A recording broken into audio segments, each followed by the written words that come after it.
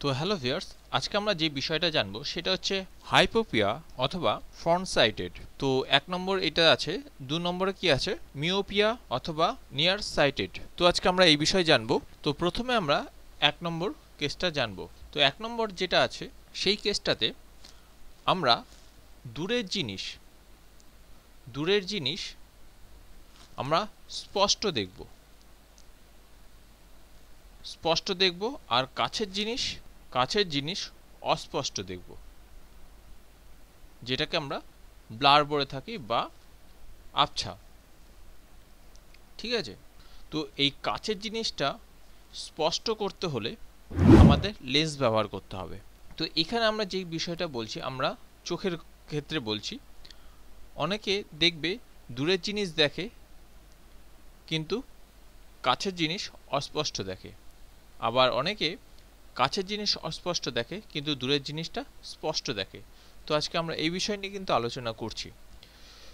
তো এই ক্ষেত্রে 1 নম্বর যে কেসটা আছে, 1 নম্বর কেসের ক্ষেত্রে দূরে স্পষ্ট দেখবে এবং কাছে অস্পষ্ট দেখবে কাছের জিনিস। ঠিক আছে, এবার আমি একটা চোখ আঁকার চেষ্টা করছি। হ্যাঁ,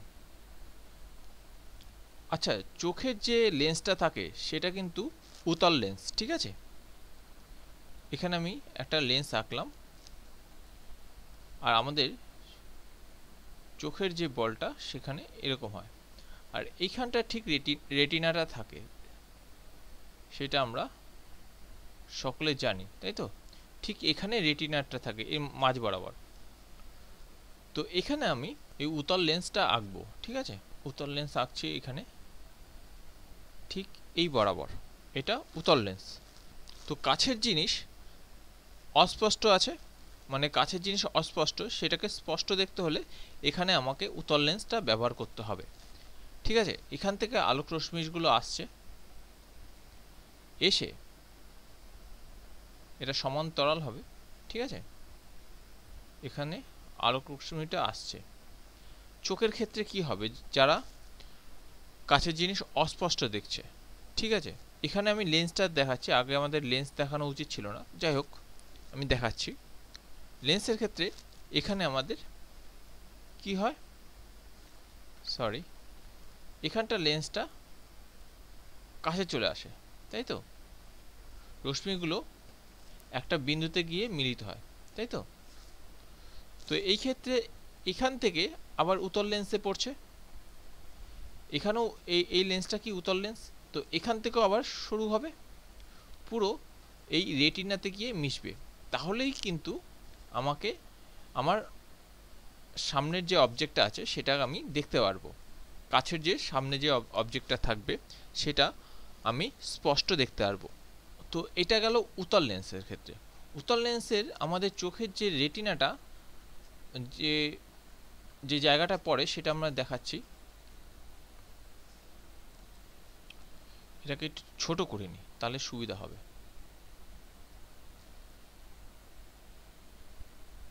ঠিক আছে,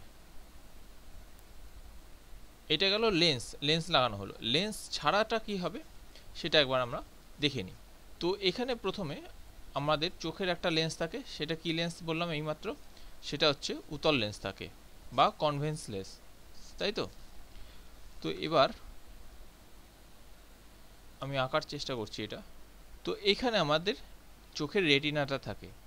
যে প্রবলেমটা থাকে চোখের রেটিনাতে, আমাকে এখান থেকে আলোটা আসছে এমনি লেন্স ছাড়া, মানে এই লেন্সটা ছাড়া, এই উত্তল লেন্সটা ছাড়া আমাদের শুধু চোখের যে উত্তল লেন্সটা থাকে সেটা কিভাবে কাজ করে, মানে যদি সামনের জিনিস অস্পষ্ট দেখে, এখান থেকে আলোক রশ্মি আসছে, এখান থেকেও আলোক রশ্মি আসছে, এখান থেকে কি হয়, এইখানে গিয়ে মিশতে পারে না, এই রেটিনার সামনে গিয়ে মিশতে পারে না। ঠিক আছে, এইখানে গিয়ে ঠিক এই পয়েন্টে এসে বিন্দুটা মেলে। ঠিক আছে, উত্তল লেন্সের ক্ষেত্রে কি হয়, আলোক রশ্মি একটা বিন্দুতে ফোকাসে গিয়ে মেলে, তো এইখানে মেলে কিন্তু এই রেটিনাতে মেলে না। সেই ক্ষেত্রে আমাদের সামনে যে অবজেক্টটা থাকে সেটা অস্পষ্ট দেখি। যখনই আমি একটা লেন্স লাগালাম এখানে, ঠিক আছে, এখানে যখনই আমি একটা লেন্স লাগালাম, যখনই এখানে একটা উত্তল লেন্স লাগালাম, তখনই আমি এই যে আলোক রশ্মিটা সেটাকে ছোট করলো একটুখানি, আলোক রশ্মিটা মানে একই বিন্দুতে আনবে। তো এইখানে আবার একটা লেন্স, উত্তল লেন্স, দুটো উত্তল লেন্স, এই চোখের যে লেন্সটা থাকে সেটাও উত্তল লেন্স, তো সেটাও আবার শুরু করে দিচ্ছে, ঠিক আছে। তখন একটা রেটিনাতে গিয়ে পড়ছে, তখন আমরা সামনের অবজেক্টটাকে আমরা স্পষ্ট দেখতে পাই। তো এটা গেল 1 নম্বর কেস। এবার 2 নম্বর কেসের ক্ষেত্রে কি হবে? তো 2 নম্বর কেসের ক্ষেত্রে কাছের জিনিস আমরা স্পষ্ট দেখব, দূরের জিনিস অস্পষ্ট দেখব। তো সেটাও আমরা দেখে নিই। 2 নম্বর কেসের ক্ষেত্রে কি হবে, এটা একটু অন্য কালার দিয়ে দিই, ঠিক আছে, সবুজ দিয়ে দিই। 2 নম্বর কেস এটা, ঠিক আছে। এটা হচ্ছে কাছের জিনিস স্পষ্ট, ঠিক আছে, স্পষ্ট, আর দূরের জিনিস এখানেই লিখলাম, আর দূরের জিনিস অস্পষ্ট, ঠিক আছে।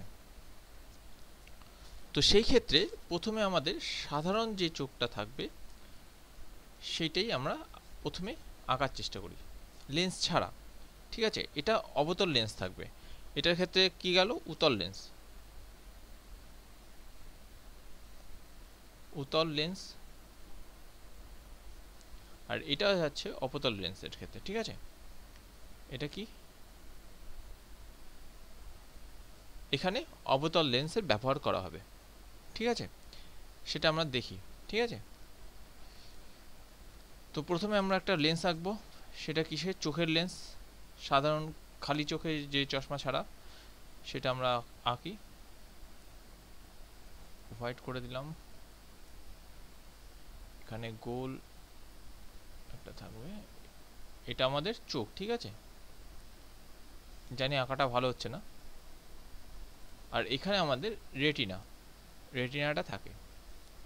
তো সাধারণ চশমা ছাড়া যদি আলোক রশ্মিটা এসে পড়ে অবজেক্টের, তখন কি হবে,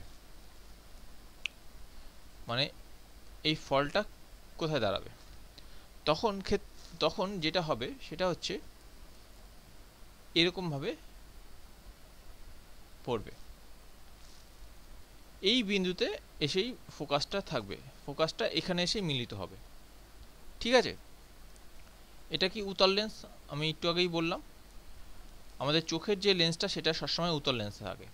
তো এই ক্ষেত্রে আমাকে কি ব্যবহার করতে হবে, অবতল লেন্সটা। দেখো কিভাবে কাজ করবে এটা। তো এখানে আবার আমি আঁকছি, এটা চোখের লেন্স, ঠিক আছে, এখানে হচ্ছে রেটিনাটা। তো এবার কি আমরা কি ব্যবহার করব, সেটা হচ্ছে অবতল লেন্স। অবতল লেন্সটা কিরকম হয়, এরকম, ঠিক আছে। আঁকাটা ভালো হচ্ছে না যেহেতু কম্পিউটারে পেন মাউস দিয়ে আঁকছি। তো এখানে আমাদের রেটিনাটা পড়বে, লেন্সটা এই আলোর রশ্মিটা যাচ্ছে কোথায়, এরকম ভাবে যাবে, তাই তো, সোজাসুজি আমার আলোক রশ্মিটা যাচ্ছে। তো লেন্সে গিয়ে পড়লো,